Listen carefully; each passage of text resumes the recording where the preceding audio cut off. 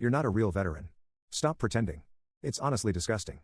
Karen's voice rang out like a slap across the face in the middle of the HOA meeting, every head in the room snapping toward her as if pulled by gravity. The community center's fluorescent lights buzzed above us, but it was nothing compared to the silence that fell after her accusation. I sat there, my military cap resting quietly on the table in front of me, my service dog's ears perking up at the sudden tension. My jaw clenched, not because of the insult, but because I wasn't allowed to reveal who I really was. Not yet. 2 days earlier, I had received a notice taped to my door. It was from the HOA board, and it read, "Please remove your offensive flag display immediately. Your flagpole exceeds height regulations and is not in compliance." Offensive? It was the American flag, positioned right next to a small metal plaque with my unit's insignia. I shrugged it off at first. I'd seen worse nonsense from HOAs over the years. But then came the second notice, this time with a fine attached, and a handwritten note that read, "We're not impressed with cosplay." It didn't take long to figure out who was behind it: Karen. The self-declared queen of the neighborhood and current president of the HOA. The kind of woman who uses phrases like "I pay your salary" at restaurants and thinks being loud is the same as being right. Karen didn't like my truck because it had veteran tags. She didn't like my military uniform when I walked my dog. She didn't like the way I stood for the flag. But worst of all, she didn't like the fact that people respected me more than they feared her. At the next HOA meeting, she strutted in like a discount mall cop, binder in hand and superiority oozing from every step. I was seated at the far end, sipping water and minding my business.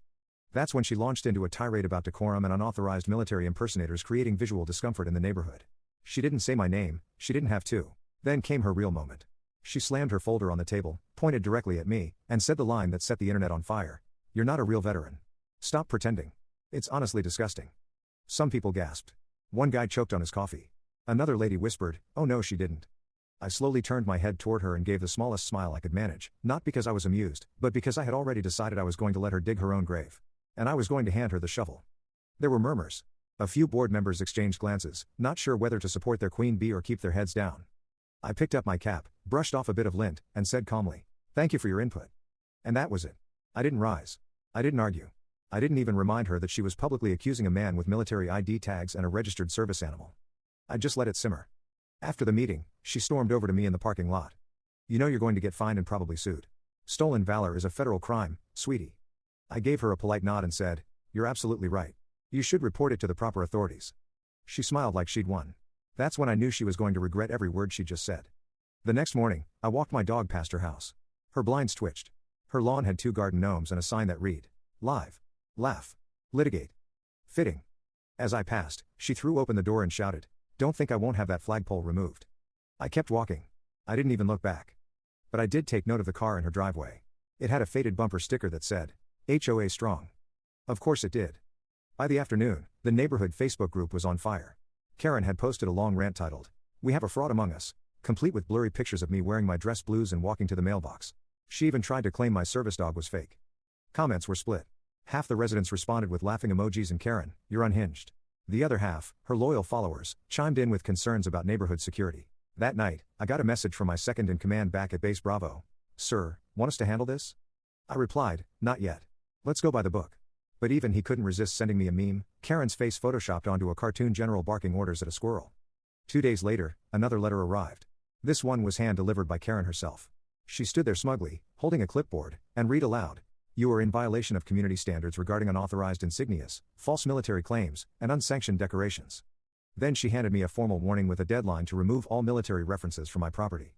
I asked her if she had verified her accusations. She smiled and said, "I have my sources." I raised an eyebrow and asked, "And what source confirms that I'm not military?" She patted the clipboard. "Google." That evening, I decided to make a phone call, not to a lawyer, not to a local vet group, but to the Department of Defense's Public Affairs Office. I filed a preliminary complaint for harassment against protected service members under federal law. I also submitted documentation to the local police about the ongoing campaign Karen had launched against me, complete with her printed accusations, social media posts, and footage of her tampering with my sprinkler system last week. I wasn't going to play the victim. I was going to build a case so strong that even Karen would have to salute it. By the end of the week, the HOA was buzzing. Karen had announced an emergency verification meeting for the next Saturday, where she planned to expose me in front of the entire board. She even posted a poll asking neighbors if they'd support the removal of any residents faking military service. The results? 63% voted leave the man alone, Karen. Still, she was undeterred. She handed out flyers. She told the mailman. She printed out a fake veteran exposure checklist she downloaded from a conspiracy blog. But what she didn't know, what she couldn't possibly have known, was that the man she was accusing of stolen valor wasn't just a veteran. He was the active base commander of the most secure military facility in the Tri-County area. And the storm she was calling down on herself was already on its way. The so-called emergency verification meeting was everything Karen hoped it would be, and everything I planned for it to become. She rented out the HOA clubhouse like it was some kind of courtroom, even rearranged the tables to resemble a tribunal, with her seated at the center like a self-appointed judge. She wore a red blazer and a pin that looked suspiciously like a badge, but clearly came from a Halloween clearance rack. The moment I walked in, every eye turned toward me. Some nodded respectfully, others awkwardly avoided eye contact. I could already feel the tension in the air, sitting heavy like smoke. Karen stood up and loudly cleared her throat, as if she were about to read me my Miranda rights. She opened with a dramatic speech about neighborhood integrity, the value of honesty, and how certain individuals had been masquerading as military personnel. She never said my name, but again, she didn't need to. She gestured my way with theatrical pauses, like a bad community theater actress. She had a file folder in hand, papers she printed off from discredited blogs, including articles from websites that looked like they hadn't been updated since 2003. She held up a screenshot from my social media account, showing me in uniform, and accused me of cosplaying to gain neighborhood influence. Someone in the back snickered. Then came the moment she'd clearly been waiting for. She invited a guest speaker, a man she introduced as a Valor investigator, though he looked more like someone who sold second-hand DVDs out of his van. His name was Ron. He stepped up, gave a limp wave, and started listing off generic facts about military impersonation laws, clearly trying to sound official. At one point, he even